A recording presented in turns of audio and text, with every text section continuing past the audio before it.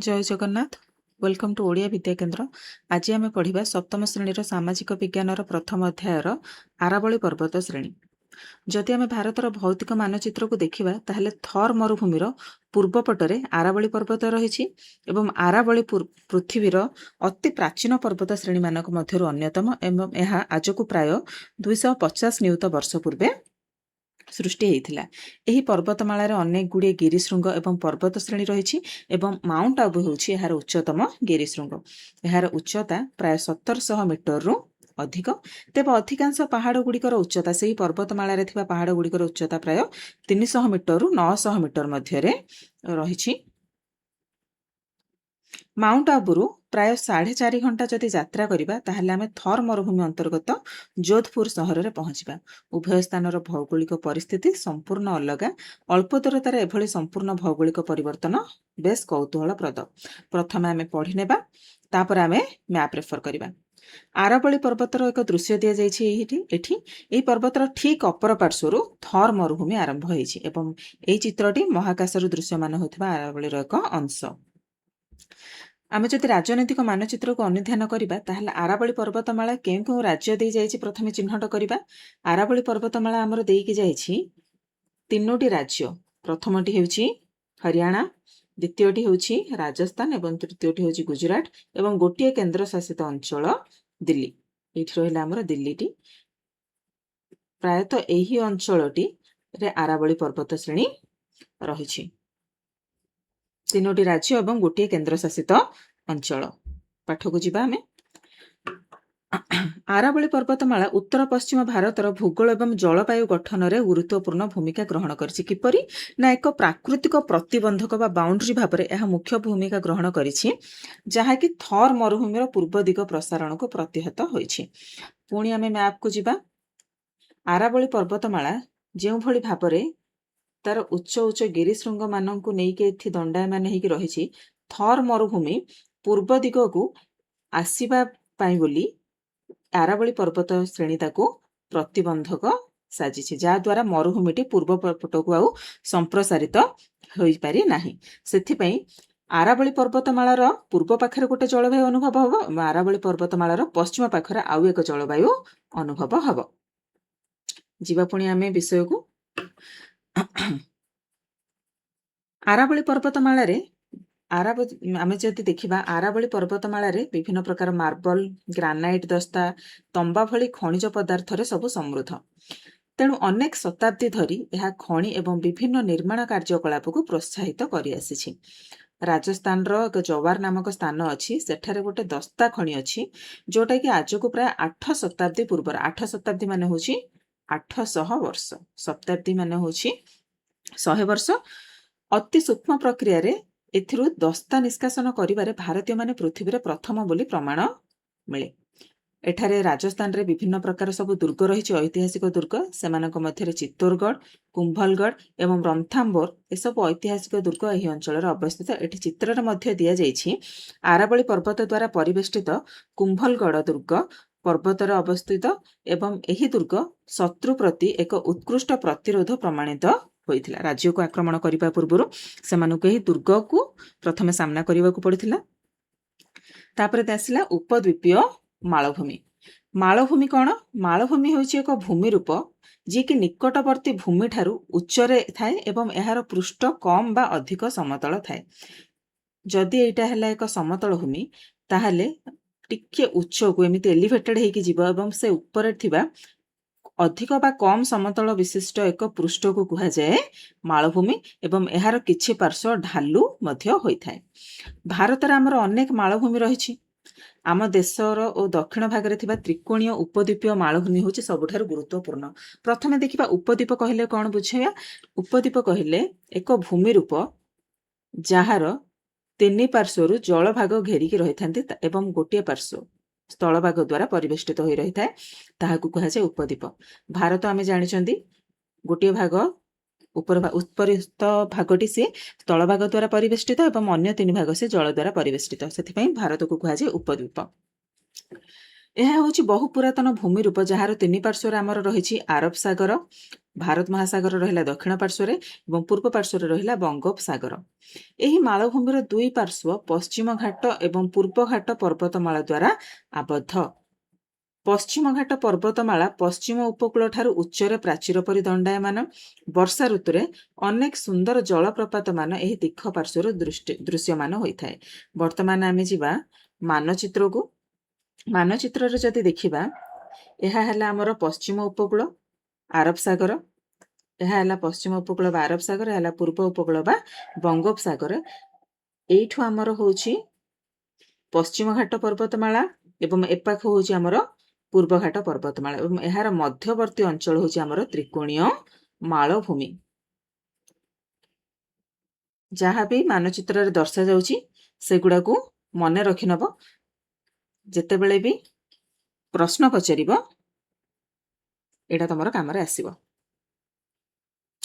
ବର୍ଷା ଋତୁରେ ଏଇ ଯୋଉ ଆମର ମାଳଭୂମି ଗୁଡାକ ରହିଲା ସେଠୁ ବହୁତ ସୁନ୍ଦର ସୁନ୍ଦର ଜଳପ୍ରପାତ ମାନ ମଧ୍ୟ ଦୃଶ୍ୟମାନ ହୋଇଥାଏ। ପଶ୍ଚିମ ଘାଟ ପର୍ବତମାଳା ଯୋଉଟା କି ଆମେ ଦେଖିଲେ ଆରବ ସାଗର ଉପକୂଳକୁ ଲାଗିକି ଅଛି, ସେଇଟା ୟୁନେସ୍କୋ ଦ୍ୱାରା ବିଶ୍ୱ ଐତିହ୍ୟର ମାନ୍ୟତା ପାଇଛି। ଏହି ଅଞ୍ଚଳରେ ଅନେକ ନଦୀ ଗୁଡାକ ଉତ୍ପନ୍ନ ହେଇଛି ଏବଂ ଏହା ଜୈବ ବିବିଧତାରେ ପରିପୂର୍ଣ୍ଣ। ଏବଂ ପଶ୍ଚିମ ଘାଟ ପର୍ବତମାଳାର ଉତ୍ତର ଭାଗକୁ କୁହାଯାଏ ସହ୍ୟାଦ୍ରୀ। ଯଦି ଆମେ ମାନଚିତ୍ରକୁ ଦେବା, ଏହା ହେଉଛି ପଶ୍ଚିମ ଘାଟ ପର୍ବତମାଳା ଏବଂ ତାର ଉତ୍ତର ପାର୍ଶ୍ୱଟାକୁ କୁହାଯାଏ ସହ୍ୟାଦ୍ରୀ ବୋଲି କୁହାଯାଏ। ବର୍ତ୍ତମାନ ଯିବା ବିଷୟକୁ। ପୂର୍ବ ଘାଟ ପର୍ବତମାଳା ପଶ୍ଚିମ ଘାଟ ତୁଳନାରେ କମ ଉଚ୍ଚତା ବିଶିଷ୍ଟ। ଏହା ବଙ୍ଗୋପସାଗରରେ ପଡିଥିବା ନଦୀମାନଙ୍କ ଦ୍ୱାରା ଛୋଟ ଛୋଟ ଭାଗରେ ଖଣ୍ଡ ବିଖଣ୍ଡିତ ହୋଇଛି। ପୂର୍ବ ଘାଟ ଏବଂ ପଶ୍ଚିମ ଘାଟ ପର୍ବତମାଳାର ମଧ୍ୟବର୍ତ୍ତୀ ବିସ୍ତୀର୍ଣ୍ଣ ଉଚ୍ଚ ଭୂମିକୁ କୁହାଯାଏ ଡେକାନ ମାଳଭୂମି। ଗୋଦାବରୀ, କୃଷ୍ଣା ଓ କାବେରୀ ଆଦି ନଦୀର ପଶ୍ଚିମରୁ ପୂର୍ବକୁ ଏହି ମାଳଭୂମିରେ ପ୍ରବାହିତ ହୋଇଛନ୍ତି। ପ୍ରଥମେ ମାନଚିତ୍ରକୁ ଦେଖିବା। ଦେଇଛି ଯେ ପୂର୍ବ ଘାଟ ପର୍ବତମାଳା ପଶ୍ଚିମ ଘାଟ ପର୍ବତମାଳା ତୁଳନାରେ କମ ଉଚ୍ଚତା ବିଶିଷ୍ଟ ଏବଂ ବଙ୍ଗୋପସାଗରରେ ପଡିଥିବା ନଦୀମାନଙ୍କ ଦ୍ୱାରା ଛୋଟ ଛୋଟ ଭାଗରେ ବିଖଣ୍ଡିତ ହୋଇଛି। ଏହା ହେଉଛି ଆମର ପଶ୍ଚିମ ଘାଟ ପର୍ବତମାଳା, ଏହା ହେଉଛି ପୂର୍ବ ଘାଟ ପର୍ବତମାଳା। ଏହାର ଉଚ୍ଚତା ଅଧିକ, ଆର ଉଚ୍ଚତା କମ, ଆର ଉଚ୍ଚତା ଅଧିକ। ପ୍ରାୟତଃ ଯେତେ ସବୁ ନଦୀ ଉତ୍ପତ୍ତି ହୁଅନ୍ତି ସେମାନେ ଆସିକି ବଙ୍ଗୋପସାଗରରେ ହିଁ ପଡନ୍ତି। ତ ଯେହେତୁ ନଦୀମାନେ ଆସିକି ବଙ୍ଗୋପସାଗରରେ ପଡିଛନ୍ତି, ସେଥିପାଇଁ ଏଇ ପାହାଡ ଗୁଡାକ ନଦୀ ଦ୍ୱାରା କିଛି କିଛି ଭଗ୍ନ ହେଇଛନ୍ତି। ଏବଂ ଏହି ଦ୍ୱୟ ପଶ୍ଚିମ ଘାଟ ପୂର୍ବ ଘାଟ ପର୍ବତମାଳା ମଧ୍ୟବର୍ତ୍ତୀ ଅଞ୍ଚଳକୁ କୁହାଯାଏ ଦାକ୍ଷିଣାତ୍ୟ ମାଳଭୂମି ବା ଡେକାନ ମାଳଭୂମି। ଏହି ମାଳଭୂମି ଖଣିଜ ସମ୍ପଦରେ ପରିପୂର୍ଣ୍ଣ। ଗୋଦାବରୀ, କୃଷ୍ଣା ଓ କାବେରୀ ଆଦି ନଦୀ ପଶ୍ଚିମରୁ ପୂର୍ବକୁ ଏହି ମାଳଭୂମିରେ ପ୍ରବାହିତ ହୋଇଛନ୍ତି। ଏହି ନଦୀ ଗୁଡ଼ିକ କୃଷି ପାଇଁ ଗୁରୁତ୍ୱପୂର୍ଣ୍ଣ ଏବଂ ଲକ୍ଷ ଲକ୍ଷ ଲୋକଙ୍କୁ ଜଳ ଯୋଗାଇଥାନ୍ତି। ଏଇ ଯେଉଁ ତିନୋଟି ନଦୀର ନାମ ଆମେ କହିଲେ, ଏହା ସାଧାରଣ ଭାବରେ ଦକ୍ଷିଣ ଭାରତର ମୁଖ୍ୟ ନଦୀ ଏବଂ ଦକ୍ଷିଣରେ ହିଁ ପ୍ରବାହିତ ହୋଇଥାନ୍ତି। କୋଉଠୁ ନା ପଶ୍ଚିମ ଘାଟରୁ ପଶ୍ଚିମରୁ ପୂର୍ବକୁ ଏହି ମାଳଭୂମିରେ ପ୍ରବାହିତ ହୋଇଛନ୍ତି ଏବଂ ଆସିକି ଫାଇନାଲି ବଙ୍ଗୋପସାଗରରେ ହିଁ ପଡିଛନ୍ତି।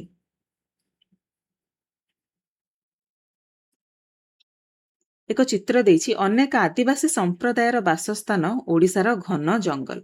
ଏହି ମାଳଭୂମି ଖଣିଜ ପଦାର୍ଥ, ଜଙ୍ଗଲ ଏବଂ ଉର୍ବର ଭୂମି ପାଇଁ ଭାରତ ଅର୍ଥନୀତିରେ ଗୁରୁତ୍ୱପୂର୍ଣ୍ଣ ଭୂମିକା ଗ୍ରହଣ କରିଛି। ମାଳଭୂମି ଗୁଡ଼ିକ ସାଧାରଣତଃ ଜୈବ ବିବିଧତାରେ ଭରପୁର ଏବଂ ସେଠାରେ ବହୁତ ପ୍ରକାର ଖଣିଜ ପଦାର୍ଥ ଦେଖାଯାଏ। ସେଥିପାଇଁ ଭାରତର ଅର୍ଥନୀତିକୁ ଗଠନ କରିବାରେ ଏମାନେ ମୁଖ୍ୟ ଭୂମିକା ଗ୍ରହଣ କରିଛନ୍ତି। ଏହି ଅଞ୍ଚଳ ପୂର୍ବ ଆଡ଼କୁ କ୍ରମଶଃ ଢାଲୁଥିବାରୁ ଏଥିରେ ପ୍ରବାହିତ ନଦୀ ଗୁଡ଼ିକ ସବୁ ବଙ୍ଗୋପସାଗରରେ ପଡ଼ିଛନ୍ତି। ଯଦି ଆମେ ମ୍ୟାପକୁ ଯିବା, ତାହେଲେ ଏଇ ପାଖଟି ରହିବ ଉଚ୍ଚ ରହିବ ଏବଂ ଏହି ପାଖଟି ଗଡ଼ାଣି ରହିବ। ସେଥିପାଇଁ ପ୍ରାୟତଃ ନଦୀ ଆସିକି ପଡ଼ିଛନ୍ତି ଆମର ବଙ୍ଗୋପସାଗରରେ, ଯୋଉଟାକି ଆମେ ପଢିଥିଲେ।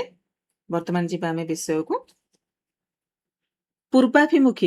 ପୂର୍ବାଭିମୁଖୀ କହିଲେ ଯେଉଁ ନଦୀ ଗୁଡ଼ିକ ପୂର୍ବ ଦିଗ ଆଡ଼କୁ ଗତି କରିଥାନ୍ତି, ଯେମିତିକି ଆମର ରହିଲେ ଗୋଦାବରୀ, କୃଷ୍ଣା, ମହାନଦୀ ଆଦି ସବୁ ଏହି ଅଞ୍ଚଳରୁ ଉତ୍ପତ୍ତି ଲାଭ କରିଛନ୍ତି। ଏହି ନଦୀ ଗୁଡ଼ିକ କୃଷି କ୍ଷେତ୍ର ଓ କଳକାରଖାନାକୁ ଜଳ ଯୋଗାଇବା ସହିତ ଜଳ ବିଦ୍ୟୁତ ଶକ୍ତି ଉତ୍ପାଦନରେ ମଧ୍ୟ ସହାୟକ ହୋଇଛନ୍ତି। ଏହି ନଦୀ ଗୁଡ଼ିକୁ ଡ୍ୟାମ୍ରେ ପାଣି ଗୁଡ଼ିକୁ ଡ୍ୟାମ୍ରେ ସଂରକ୍ଷଣ କରି ରଖାଯାଏ ଏବଂ ସେଥିରୁ ଜଳବିଦ୍ୟୁତ ଶକ୍ତି ଉତ୍ପାଦନ କରାଯାଏ। ଏଠାରୁ ମଧ୍ୟ ନର୍ମଦା ଏବଂ ତାପ୍ତି ପଶ୍ଚିମାଭିମୁଖୀ ନଦୀ ଉତ୍ପତ୍ତି ଲାଭ କରି ଆରବ ସାଗରରେ ପଡ଼ିଛନ୍ତି।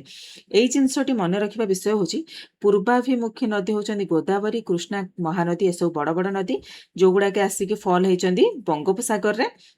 କିନ୍ତୁ ଦୁଇଟି ପଶ୍ଚିମାଭିମୁଖୀ ନଦୀ ହେଉଛନ୍ତି ନର୍ମଦା ଏବଂ ତାପ୍ତି, ଯେଉଁମାନେ ଯାଇକି ଫଲ୍ ହେଇଛନ୍ତି ଆରବ ସାଗରରେ। এই ଜିନିଷଟି ନୋଟ୍ ଡାଉନ୍ କରିଦେବ।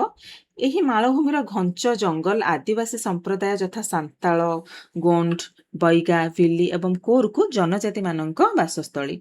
ଏହି ଜନଜାତିମାନଙ୍କ ଭିନ୍ନ ଭାଷା, ପରମ୍ପରା ଏବଂ ଜୀବନଶୈଳୀ ପ୍ରକୃତି ସହ ଘନିଷ୍ଠ ଭାବରେ ଜଡ଼ିତ। ଆଦିବାସୀ କହିଲେ ହେଉଛନ୍ତି ଆଦିମାନେ ହେଉଛନ୍ତି ଅତି ପୁରାତନ ପ୍ରଥମ। ସେମାନେ ହେଉଛନ୍ତି ସେ ପ୍ରଥମ ବା ପୁରୁଣାବାସୀ ଏବଂ ସେମାନଙ୍କର ଜୀବନଶୈଳୀ ପ୍ରକୃତି ସହିତ ସମ୍ପୂର୍ଣ୍ଣ ଭାବେ ଜଡ଼ିତ। ସେମାନଙ୍କର ଭାଷା, ପରମ୍ପରା ସବୁରେ ବିଭିନ୍ନତା ଦେଖାଯାଏ। ଏଇ ଯେଉଁ ଜନଜାତି ଗୁଡ଼ାକ ମୁଖ୍ୟତଃ କୋଉଠି ଦେଖାଯାଆନ୍ତି? ଓଡ଼ିଶା, ଝାଡ଼ଖଣ୍ଡ, ଛତିଶଗଡ଼, ଆସାମ, ମଧ୍ୟପ୍ରଦେଶ, ପଶ୍ଚିମବଙ୍ଗ, ମହାରାଷ୍ଟ୍ର, ଗୁଜରାଟ ଏବଂ ତେଲେଙ୍ଗାନା ରାଜ୍ୟମାନଙ୍କରେ ବସବାସ କରୁଛନ୍ତି। ଯେତେବେଳେ ବି ନୋଟ୍ କରିବ ଏ ମୁଖ୍ୟ ପଏଣ୍ଟ ଗୁଡ଼ାକୁ ସବୁବେଳେ ନୋଟ୍ ଡାଉନ୍ କରୁଥିବ, ବହୁତ ଇମ୍ପୋର୍ଟାଣ୍ଟ। ଭାରତରେ ଅନେକ ସୁନ୍ଦର ଜଳପ୍ରପାତର ଉତ୍ପତ୍ତି ସ୍ଥଳ ହେଉଛି ମାଳଭୂମି। ଏହାର କାରଣ ହେଉଛି ନଦୀ ଗୁଡ଼ିକ ସବୁ ମାଳଭୂମିର ଅସମାନିଆ ପଥୁରିଆ ଶଯ୍ୟାରେ ପ୍ରବାହିତ ହୋଇଥାଏ।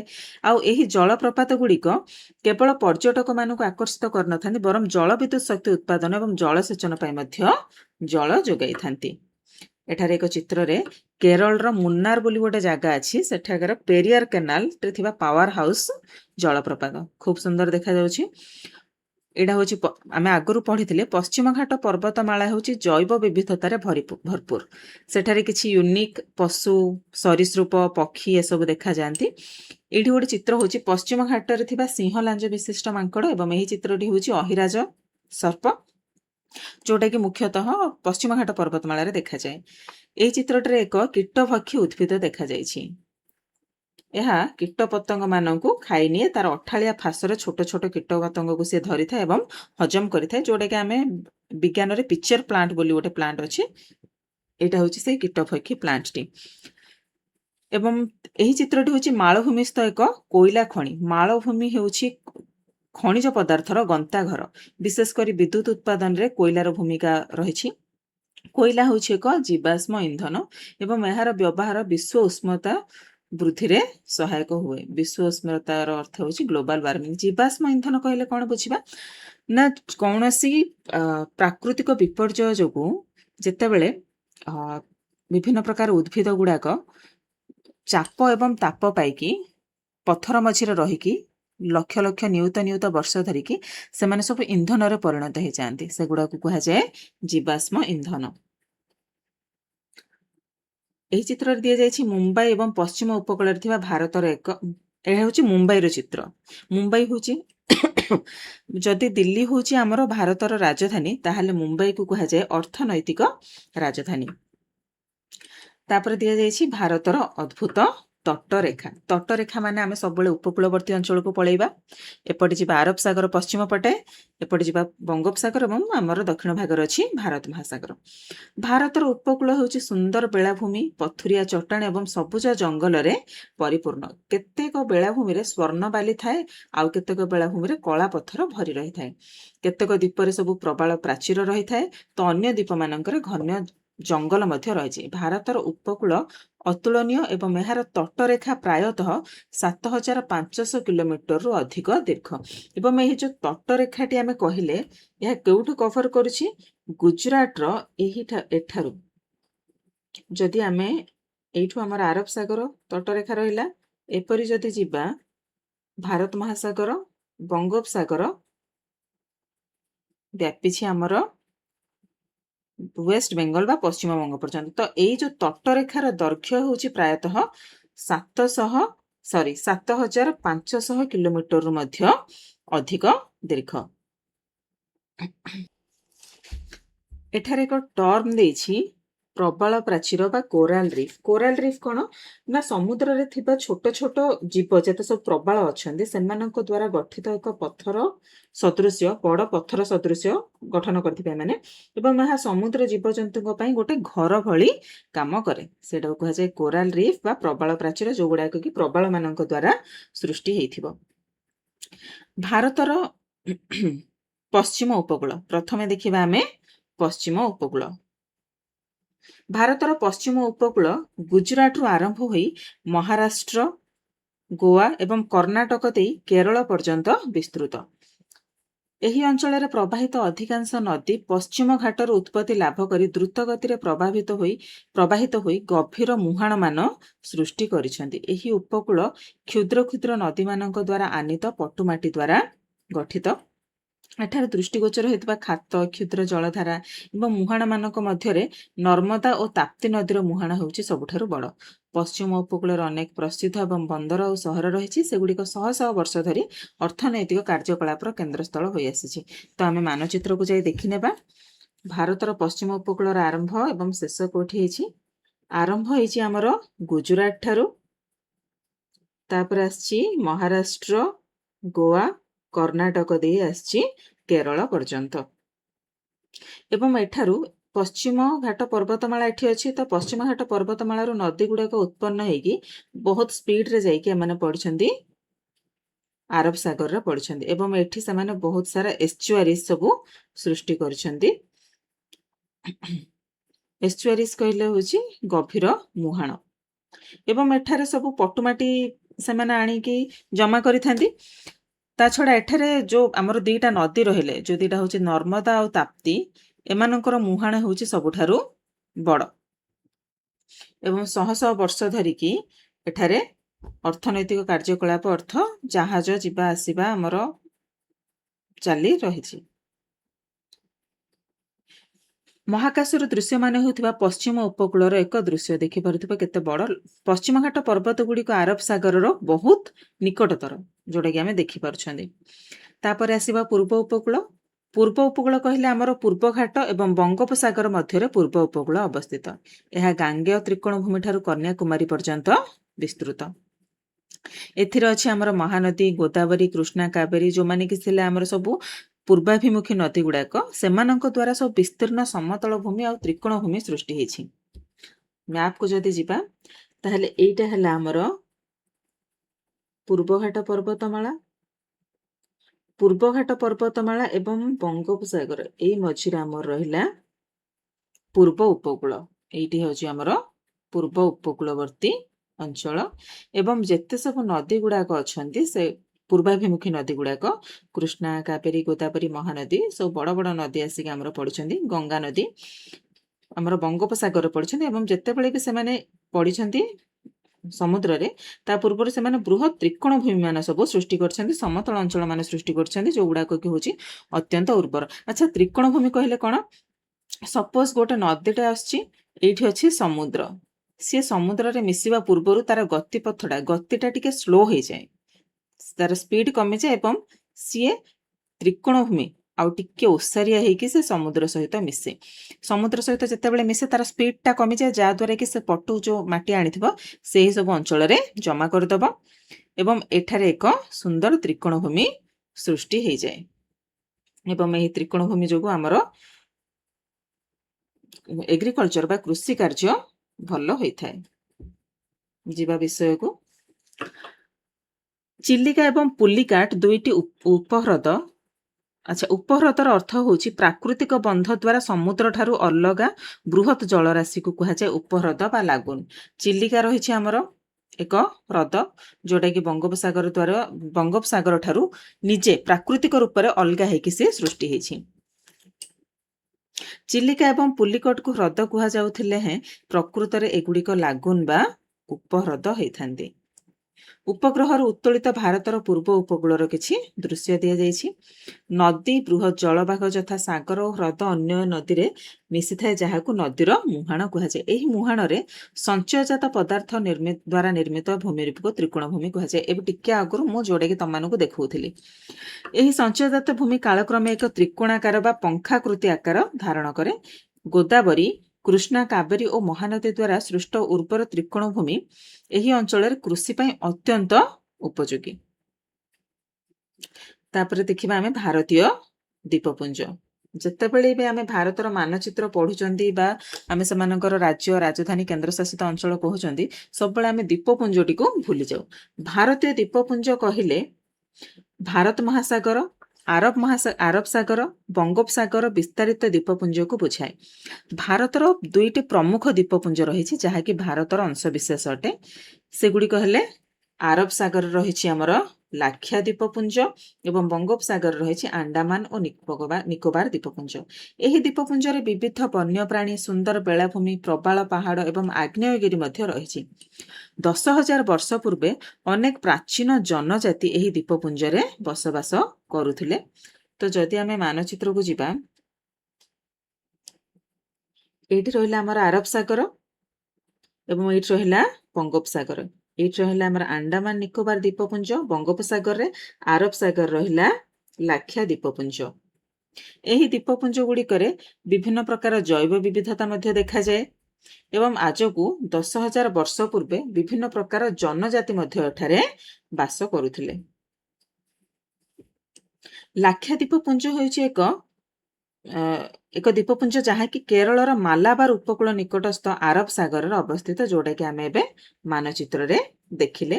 ଏହି ଦ୍ୱୀପପୁଞ୍ଜ ପ୍ରବାଳରେ ନିର୍ମିତ 36 ଗୋଟି ଦ୍ୱୀପପୁଞ୍ଜକୁ ନେଇ ଗଠିତ। ଦ୍ୱୀପପୁଞ୍ଜ କହିଲେ କଣ? ଛୋଟ ବଡ଼ ଅନେକ ଗୁଡ଼ିଏ ଦ୍ୱୀପକୁ ନେଇକି ଗଠିତ ହୋଇଥିଲେ ତାହାକୁ କୁହାଯାଏ ଦ୍ୱୀପପୁଞ୍ଜ। ଏହା କେଉଁଥିରେ ନିର୍ମିତ? ପ୍ରବାଳରେ ନିର୍ମିତ। ସର୍ଟ କ୍ୱେଶ୍ଚିନ୍ ଟିକେ ପଚାରିଦବ ସେ ଟ୍ରିକ୍ କରିକି ଯେ ଲାକ୍ଷା ଦ୍ୱୀପପୁଞ୍ଜ ମୁଖ୍ୟତଃ କାହା ଦ୍ୱାରା ନିର୍ମିତ? ପ୍ରବାଳରେ ନିର୍ମିତ ଏବଂ କେତେ ଗୋଟି ଦ୍ୱୀପପୁଞ୍ଜକୁ? ମୁଖ୍ୟତଃ 36 ଗୋଟି ଦ୍ୱୀପପୁଞ୍ଜକୁ ନେଇ ଗଠିତ। କିନ୍ତୁ ସମସ୍ତ ଦ୍ୱୀପରେ ଲୋକମାନେ ବାସ କରନ୍ତିନି। ଭାରତ ଏହି ବିଶାଳ ସାମୁଦ୍ରିକ ଅଞ୍ଚଳକୁ ନିୟନ୍ତ୍ରଣ କରେ, ଯୋଉଥିରେ କି ଆମେ ମାଛ ଧରିବା, ପ୍ରାକୃତିକ ସମ୍ପଦ ଅନୁସନ୍ଧାନ କରିବା, ପରିବେଶ ସୁରକ୍ଷା ପାଇଁ ବିଶେଷ ସହାୟକ ହୋଇଥାଏ ଏବଂ ଏହା ଏକ ପ୍ରମୁଖ ପର୍ଯ୍ୟଟନ ସ୍ଥଳୀରେ ମଧ୍ୟ ପରିଣତ ହେଇସାରିଲାଣି। ବର୍ତ୍ତମାନ ଯିବା ଆଣ୍ଡାମାନ ନିକୋବର ଦ୍ୱୀପପୁଞ୍ଜ, ଯାହାକି ଅଛି ଆମର ବଙ୍ଗୋପସାଗରରେ।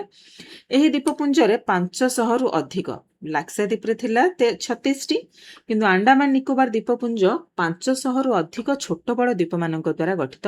କିନ୍ତୁ ସେଗୁଡ଼ିକ 2ଟା ଶ୍ରେଣୀରେ ବିଭକ୍ତ। ଗୋଟେ ହେଉଛି ଆଣ୍ଡାମାନ ଏବଂ ଅନ୍ୟଟି ହେଉଛି ନିକୋବାର।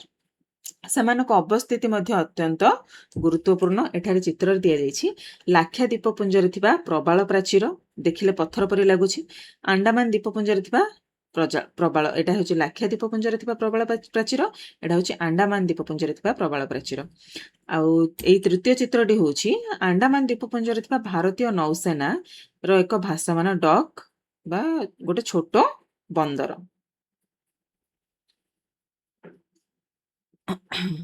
ତ ସେମାନଙ୍କ ଅବସ୍ଥିତି ଅତ୍ୟନ୍ତ ଗୁରୁତ୍ୱପୂର୍ଣ୍ଣ ଅଟେ, ଯାହାକି ଭାରତର ଫାଣ୍ଡି ବା ଜାଗ୍ରତ ପ୍ରହରୀ ଭଳି ସମୁଦ୍ର ଉପରେ ନଜର ରଖିଥାନ୍ତି। ଏହି ଅଞ୍ଚଳ ବିଭିନ୍ନ ପ୍ରକାର ଉଦ୍ଭିଦ ଏବଂ ପ୍ରାଣୀମାନଙ୍କର ଆବାସ ସ୍ଥଳ। ଐତିହାସିକ ଦୃଷ୍ଟିକୋଣରୁ ଆଣ୍ଡାମାନ ଦ୍ୱୀପପୁଞ୍ଜ ଗୁରୁତ୍ୱପୂର୍ଣ୍ଣ ଅଟେ, କାରଣ ଆମର ଅନେକ ସ୍ୱାଧୀନତା ସଂଗ୍ରାମୀ ସେଠାରେ ସେଲ୍ୟୁଲାର ଜେଲ୍ ନାମକ ବନ୍ଦିଶାଳାରେ ବହୁ କଠିନ ପରିସ୍ଥିତିରେ ବନ୍ଦୀ ହୋଇ ରହିଥିଲେ। ସେ ସମୟରେ ଯଦି କାହାକୁ ଅତି କଠୋର ଦଣ୍ଡ ବ୍ୟବସ୍ଥା ଦିଆଯିବାର ଥିଲା, ତାହେଲେ ସେମାନେ ସେଠାରେ ଥିବା ସେଲ୍ୟୁଲାର ଜେଲକୁ ପଠାଇ ଦେଉଥିଲେ। ଆଉ ଆମର ପୂର୍ବପୁରୁଷମାନେ ମହାନ ପୂର୍ବପୁରୁଷମାନେ ସେମାନେ ବଳିଦାନ ଦେଇଥିଲେ ସ୍ୱାଧୀନତା ଆଣିବା ପାଇଁ। ବହୁତ କଠିନ ପରିସ୍ଥିତିର ସାମ୍ନା କରିଥିଲେ। ସେଠାରେ ସେମାନେ ବନ୍ଦୀ ହେଇକି ଅନେକ ନିର୍ଯାତନାର ଶିକାର ମଧ୍ୟ ହୋଇଥିଲେ। ଉପର ଶ୍ରେଣୀରେ ଏ ବିଷୟରେ ଆଲୋଚନା କରିବା। ଏଇଟା ଆକାଶରୁ ଦୃଶ୍ୟମାନ ହେଉଥିବା ବ୍ୟାରେନ୍ ଦ୍ୱୀପରେ ଥିବା ଏକମାତ୍ର ଜୀବନ୍ତ ଆଗ୍ନେୟଗିରି। ଆଗ୍ନେୟଗିରି ଆମର 2 ପ୍ରକାର ଥାନ୍ତି, ଗୋଟେ ହେଉଛି ଜୀବନ୍ତ ଆଉ ଗୋଟେ ହେଉଛି ସୁପ୍ତ। ଆଉ ଏଇଟା ବ୍ୟାରେନ୍ ଦ୍ୱୀପରେ ଯୋଉ ଅଛି ଏଇଟା ହେଉଛି ଏକମାତ୍ର ଜୀବନ୍ତ ଆଗ୍ନେୟଗିରି। ଜୀବନ୍ତ ଆଗ୍ନେୟଗିରି ଗୁଡ଼ାକ ବହୁତ ବିପଦପୂର୍ଣ୍ଣ। ଆଣ୍ଡାମାନ ଏବଂ ନିକୋବର ଦ୍ୱୀପପୁଞ୍ଜ ଅନ୍ତର୍ଗତ ବ୍ୟାରେନ୍ ଦ୍ୱୀପପୁଞ୍ଜ ହେଉଛି ଭାରତର ଏକମାତ୍ର ଆଗ୍ନେୟଗିରି। ଭାରତର ଏକମାତ୍ର ଜୀବନ୍ତ ଆଗ୍ନେୟଗିରି କୋଉଠି ମିଳେ? ନା ଆଣ୍ଡାମାନ ନିକୋବର ଦ୍ୱୀପପୁଞ୍ଜ ଅନ୍ତର୍ଗତ ବ୍ୟାରେନ୍ ଦ୍ୱୀପପୁଞ୍ଜରେ ଅଛି। ବେଳେ ବେଳେ ଏଥିରୁ ଧୂଆଁ ଏବଂ ଲାଭା ଆକାଶକୁ ନିର୍ଗତ ହେଉଛି। ଆଜିର କ୍ଲାସକୁ ଏଇଠି ରଖିବା। ଧନ୍ୟବାଦ।